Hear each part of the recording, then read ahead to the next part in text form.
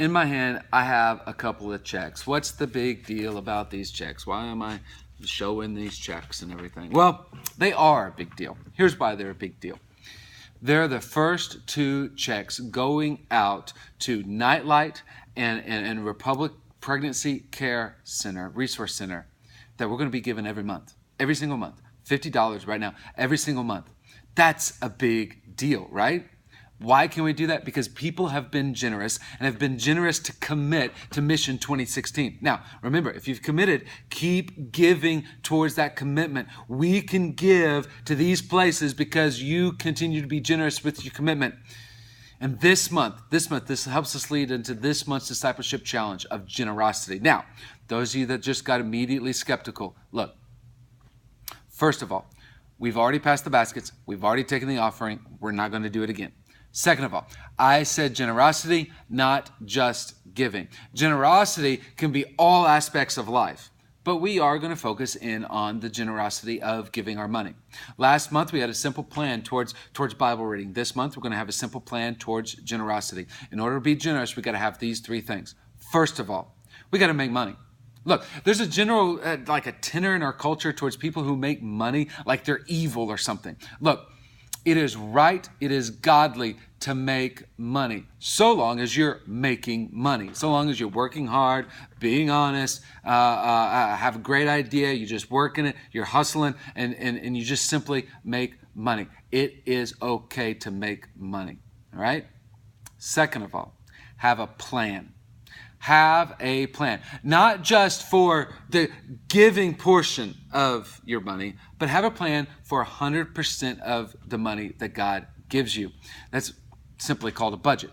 But inside of that plan, what is your generosity plan? My wife and I, we have our generosity plan. Look, the reason why we are trying to get out of debt as quickly as possible, in part, is because we have a plan to be more generous once we get out of debt. What is your plan with 100% of your money, and what is the plan to be generous as well?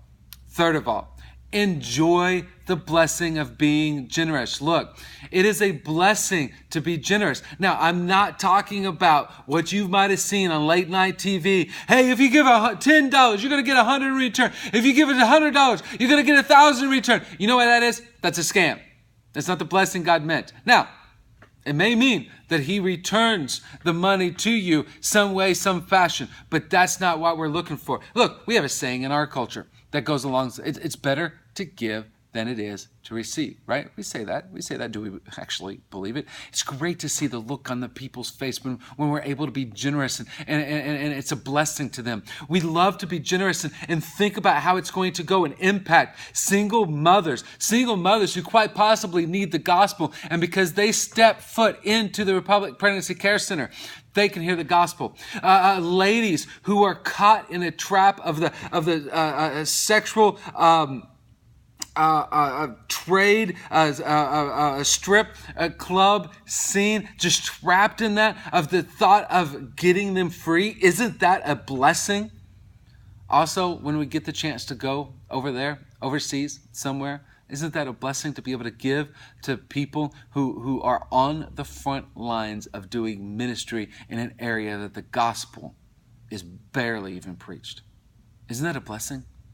Look, it's okay to receive a blessing in return like this. What will happen if you're not generous? Well, in Malachi, a little book in the Old Testament, God says when we're not generous, a devourer comes and devours. In that context, it was crops. In our context, it would be our money. Now, what does that mean? Like little moths are going to come into our wallet and eat our money? No. What that means is, you've probably felt this. You get to the end of the month and you wonder what devoured your money. When we don't have a plan, that's what happens. But God has also said, test me in this. Test me in being generous. Test me to see what happens when you have a plan with your money and when you have a plan to be generous with your money. Test me. So, are you generous? If you are, great. Disciple other people in that generosity. We're going to have a couple of people up here in the next couple of weeks to help disciple in generosity. Do you not have a plan? What's your next step in getting that plan for 100% of your money, but also what is your plan of generosity?